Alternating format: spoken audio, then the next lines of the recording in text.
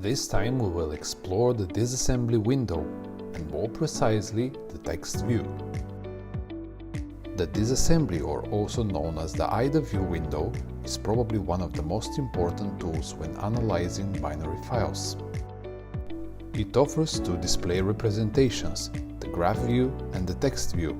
By default, IDA will show either of them, but you can easily change your preference by going to Options, General, under the Graph tab, activate or uncheck Use Graph View by default. No matter your choice, you can always switch between the views by pressing the spacebar.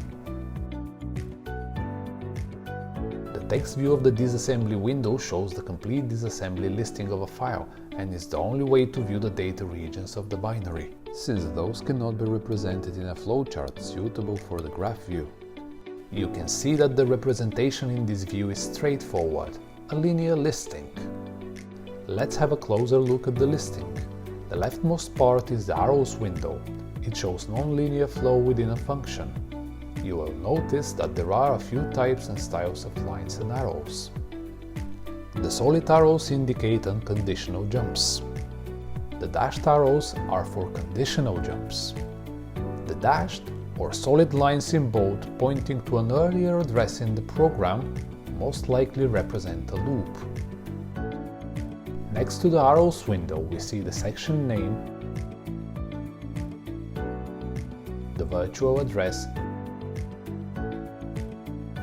and instruction mnemonics and operands. You might have noticed that the section names and the virtual addresses have some coloring.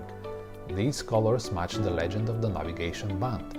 If you watched our previous videos, you should already be aware of the meaning of these colors. Semicolons are used for comments. When you click on a chosen address, the arrow in the navigation band will also move to reflect the correct position within the bar. It will also work the other way around.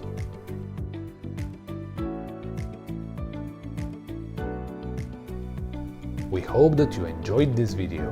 Show us how we did it below, and don't forget to keep following our channel for more helpful content.